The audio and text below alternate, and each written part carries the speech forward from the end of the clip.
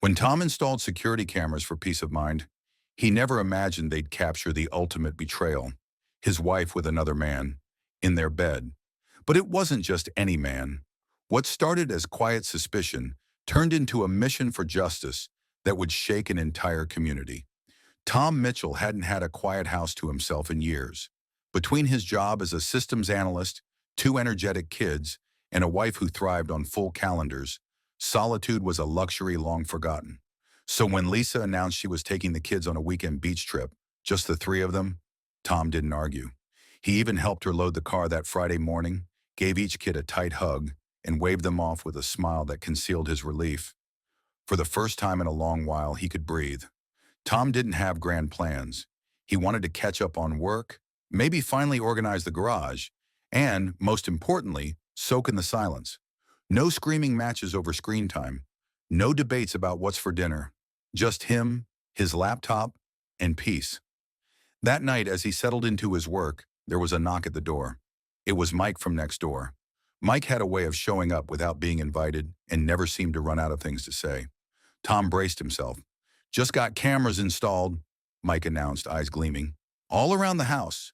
Front, back, even the garage. You should think about it, man. Can't be too careful these days." Tom chuckled. "This neighborhood's about as calm as it gets." "Until it isn't," Mike said flatly. "Trust me, my buddy down in Raleigh had his place broken into last month. Broad daylight."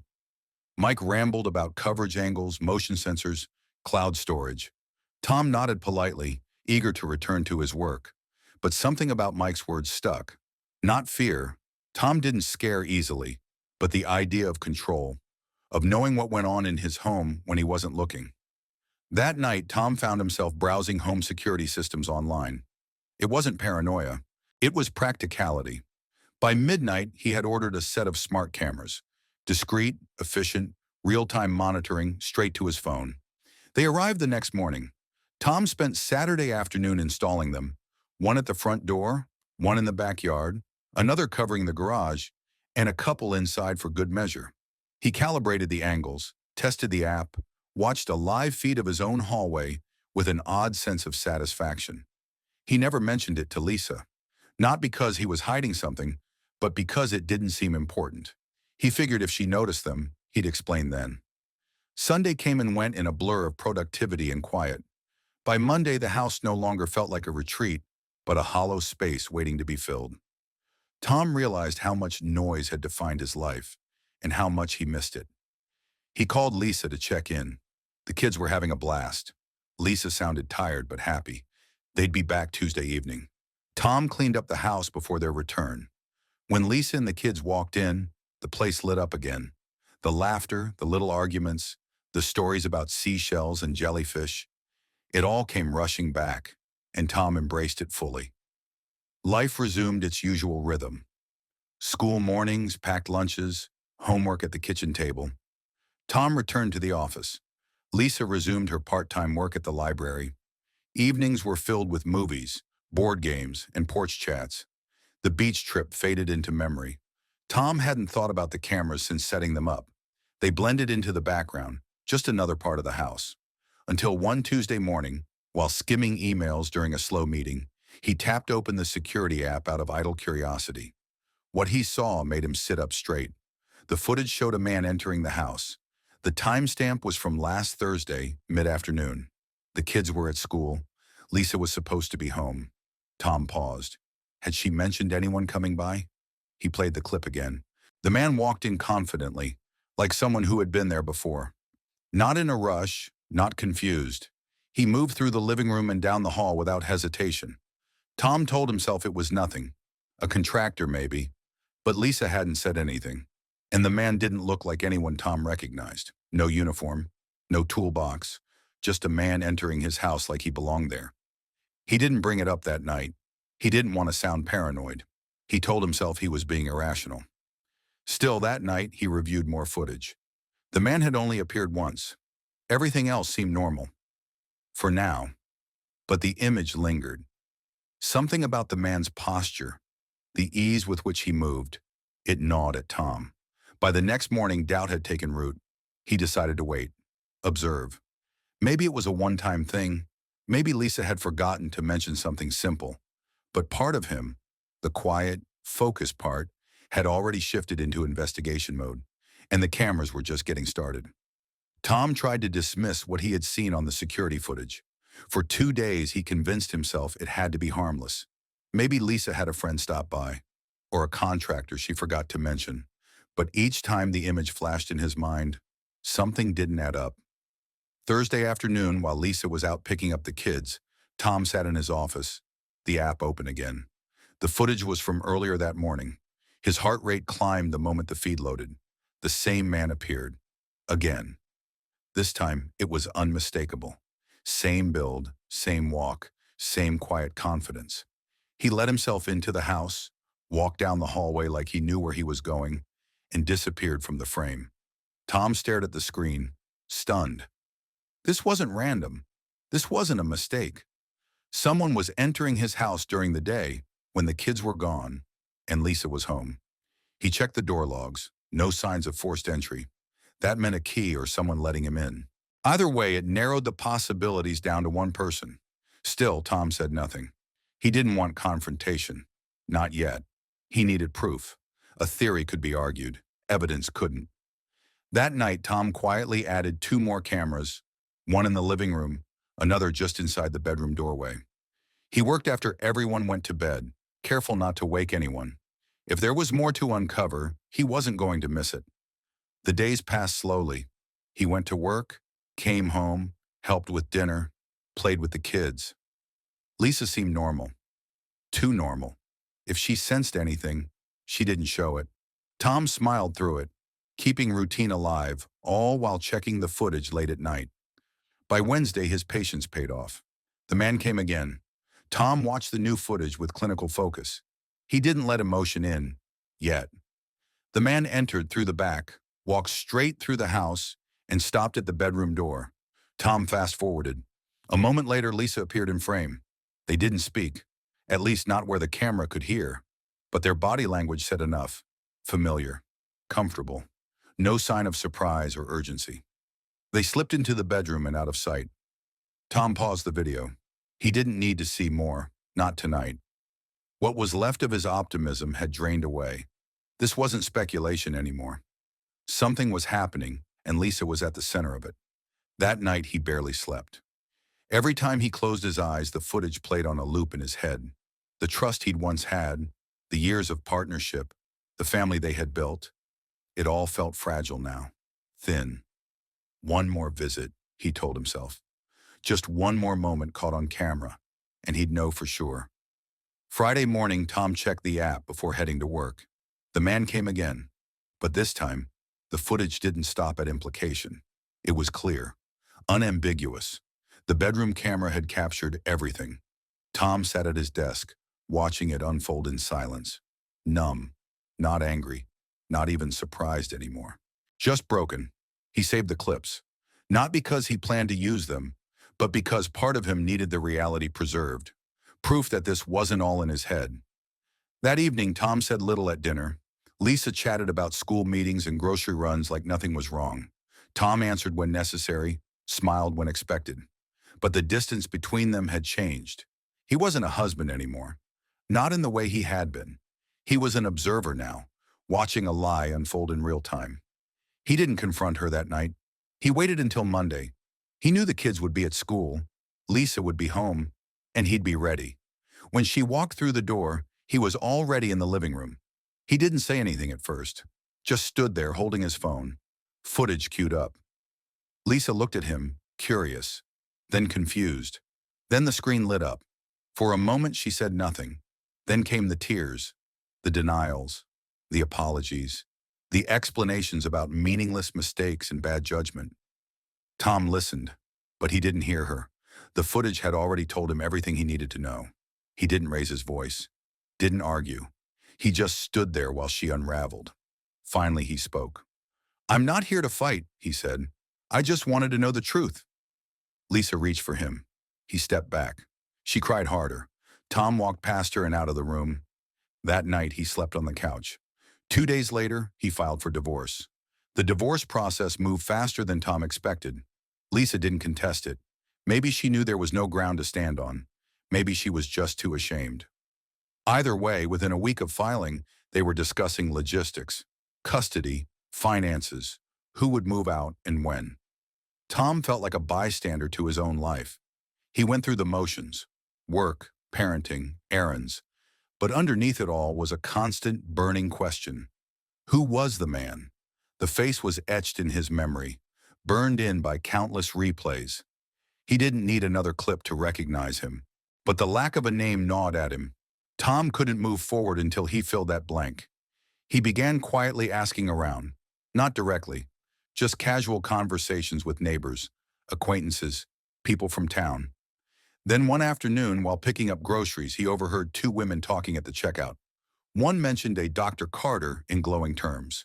Well-respected, friendly, family man, gynecologist. Something about the name stuck. Back home, Tom pulled up the footage again. He paused it at a clear shot of the man's face. Then he searched the name, Dr. Daniel Carter. Same face, same smug calmness in every public photo. Medical degrees, community awards, a polished online presence, married, 2 kids.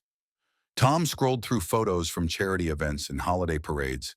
There was Daniel with his wife, smiling for the camera. Kids in tow, a picture-perfect image of integrity. The hypocrisy made Tom physically ill. This wasn't just betrayal. It was calculated. This man didn't stumble into a mistake. He built a double life. One hand in the delivery room, the other undoing families. Tom stared at the screen, wrestling with a new storm of emotion. Anger had turned cold now. He wasn't interested in screaming. What he wanted was truth, out in the open, undeniable, inescapable. Lisa wasn't his only victim. Daniel's wife didn't know. His patients didn't know. His colleagues didn't know. That realization shifted something in Tom. This wasn't about revenge anymore. It was about accountability. He saved a few clips. Short, clear, time-stamped. Nothing explicit, but enough to identify both faces and show the nature of their relationship. Then he did nothing with them. For days he sat on the decision. Each night he asked himself the same question. Is it right to destroy another family? And each morning the answer came back. You didn't destroy it. He did. Tom didn't want to be cruel, but he couldn't protect a man like that. Late one evening, he uploaded the video. No title. No commentary, just the raw footage. It spread faster than he expected. Within hours, people were talking. A day later, it was being shared around town. Local forums, group chats, even medical review sites started to light up with rumors and questions. The fallout came quickly. Daniel's clinic released a statement, then a second, more defensive one. By the weekend, patients were canceling appointments. The state board announced an inquiry. Rumors swirled. Was it ethical misconduct?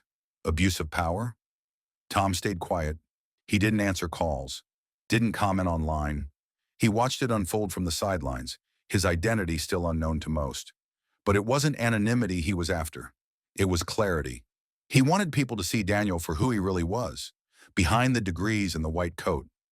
Then came the call he wasn't prepared for, Daniel's wife. He didn't know how she got his number, but when she asked to meet, he agreed. They met at a local park, public, neutral ground. She sat on the bench beside him, hands folded tightly. I had no idea, she said. Tom nodded. Neither did I. They sat in silence for a moment. I'm leaving him, she added. For the kid's sake, I can't pretend. Tom respected her strength. She didn't cry. She didn't ask for more details. She just thanked him for not keeping it hidden. I would have lived a lie, she said quietly. So thank you. When she left, Tom felt something he hadn't in weeks. Closure, not peace. He wasn't there yet, but he knew finally that this chapter had an ending. Lisa moved out a few days later. She didn't fight the custody agreement. She didn't bring up the video. Maybe she understood why he did it. Maybe she didn't care. It didn't matter. Tom had done what he needed to do. Not out of vengeance, not to ruin lives, but because the truth deserved daylight. And sometimes daylight is the only thing that kills the lie. The days that followed were quiet on the surface. Tom kept his head down, focused on work, his kids, and anything that felt normal. But the town wasn't quiet, not anymore. By now, everyone knew about Dr. Daniel Carter. The video had traveled further than Tom expected. It wasn't just a scandal, it was a public reckoning.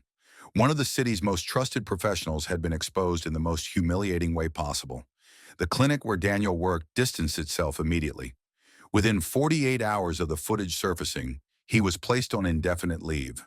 Not for what he did in Tom's house, but because patients were walking away in droves. Complaints flooded in, and people questioned his ethics, his professionalism, his integrity. His perfect public image crumbled under the weight of what people now saw as betrayal. Not just of his family, but of their trust. Tom hadn't spoken to Daniel and didn't plan to. He wasn't interested in apologies or explanations. The man had crossed a line that couldn't be uncrossed. Watching Daniel's life collapse wasn't gratifying, but it felt necessary. People like him shouldn't walk away from their actions unscathed. But even as Daniel lost his job, his marriage, and the respect of his peers, Tom was dealing with the slower damage, the kind that doesn't trend online. At home, the silence with Lisa had turned permanent. She had moved out, staying in a small apartment nearby to remain close to the kids. Their communication was now limited to logistics, pickup time, school events, schedules. There were no fights, no accusations, just the quiet aftermath of something already broken. Lisa never brought up the video. She never asked why Tom had posted it, never pleaded for it to be taken down. Maybe she understood that she had forfeited any right to ask. Maybe she was too ashamed to try. Tom didn't feel vindictive, but he didn't feel sorry either. The footage hadn't lied. It didn't twist the truth or exaggerate anything. It simply showed what happened, what Lisa and Daniel had done when they thought no one was watching. Now the world had seen it, and it changed things, not just for them, but for Tom. At first there was discomfort. People he barely knew stopped him at the store, at school drop-offs, even at the gas station. They all said the same thing in different ways. "Sorry, man. Can't believe she did that to you. Good on you for standing up for yourself. Must have taken guts to post that." Tom didn't need their sympathy, but he understood where it came from. Most people had been through something, if not the same, then close enough to feel connected. The betrayal had made him visible, not as a victim, but as someone who refused to be lied to. And yet being seen in that way had its own weight. Every conversation reminded him of what had happened. Every nod of support pulled him back into something he was trying to move past. That's when he made a decision. No more footage. No more conversations about it. No more checking forums or reading comments. He deleted the app from his phone. He archived the videos. He didn't want to live inside those few minutes of betrayal for the rest of his life. Instead, he focused on his kids. They were too young to understand the full story, and Tom didn't offer it.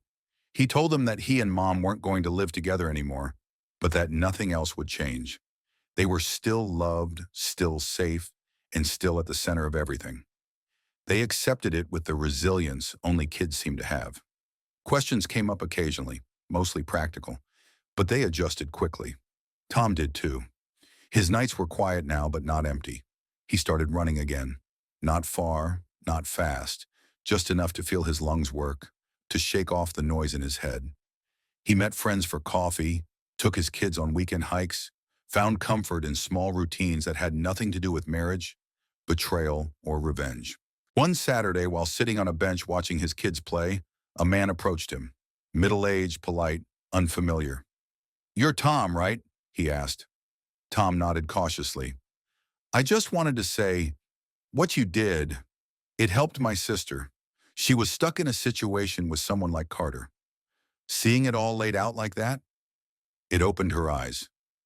She left him." Tom didn't know what to say. He nodded again. The man offered a grateful smile and walked away. That night, Tom thought about it more deeply. He hadn't intended to be an example. He wasn't trying to teach a lesson. He just wanted the truth to matter. But somehow, in doing that, he had helped someone else. Maybe more than one. It didn't undo what had happened. It didn't erase the pain or repair the years lost. But it gave him something he hadn't expected. Purpose. The scandal faded with time. New gossip replaced old. Daniel's name still came up occasionally, but not as often.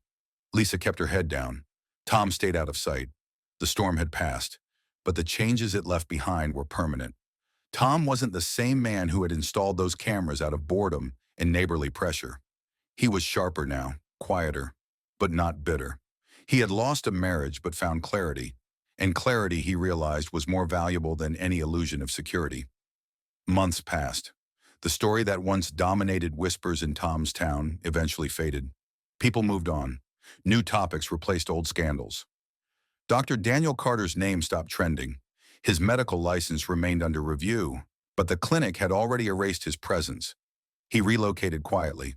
Rumor had it he was staying with a sibling 2 states away, trying to piece his life back together. Tom didn't care. He had stopped checking. The video had served its purpose. It exposed the lie. Nothing more needed to be said. His own life looked different now. There was no big transformation, no sudden success story, but there was movement, slow, honest progress. Lisa and Tom finalized the divorce. The paperwork came through without drama. Custody was shared. The kids adjusted better than anyone expected. Lisa kept her distance, and Tom respected the space. They spoke when necessary, civil but distant. There was no friendship between them, just a silent agreement to do right by the children and keep the past where it belonged. Tom focused on consistency, on building something stable after everything had been uprooted. He rededicated himself to work, but without letting it consume him. He showed up for his kids, soccer games, school projects, bedtime routines. He didn't miss the chaos of a packed house, but he missed the idea of what he thought they had, until he accepted that it had never truly existed the way he imagined. One morning while walking through the park, Tom ran into Mike, the neighbor who'd first suggested the cameras. They hadn't spoken much since everything went public. "You good?" Mike asked. Tom nodded. "Getting there." They stood in silence for a moment, both knowing what wasn't being said. "Never thought those cameras would end up doing that much," Mike added. "Me neither," Tom replied, "but I'm glad I put them in." And he meant it, not out of spite, but because they'd given him something he wouldn't have had otherwise. The truth. Painful, yes, but necessary. Over time, Tom started reconnecting with people. Not old friends out of obligation, but new faces. Parents from his kids' school, a woman he met through a community volunteer group. Nothing romantic, not yet. He wasn't ready for that. But it felt good to talk, to share space with people who knew nothing about the scandal. They just saw him as Tom, dad, co-worker, neighbor. Eventually, he told one of them the whole story, not to unload, not to seek sympathy, just to be honest. And when she listened, really listened, without flinching or offering shallow comfort, he realized how far he'd come. There was no longer a need to explain himself.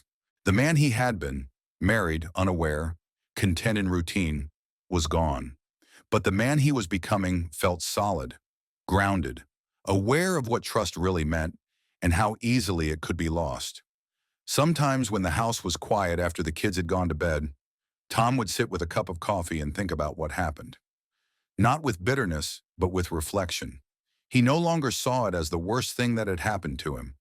It was, in some strange way, the moment everything became real. His values hadn't changed, only his understanding of how fragile they were when placed in the wrong hands. The last time he saw Lisa outside of co-parenting was at a school event. They sat apart. She glanced his way once, as if wanting to say something. Tom didn't return the look, not out of anger, just a quiet understanding that they had nothing left to talk about. He had already said everything that needed saying, by walking away, by choosing the truth, by refusing to protect a lie. In the end, Tom didn't seek revenge. What he chose was accountability, and that choice didn't just expose the people who hurt him, it freed him from pretending everything was fine. Now when people ask how he got through it, he gives the same answer every time. "I stopped lying to myself." And with that, he built something stronger. Not just a new life, but a new standard. One where honesty wasn't optional. One where peace didn't come from avoiding pain, but from facing it head on and walking through it. Alone maybe, but no longer lost.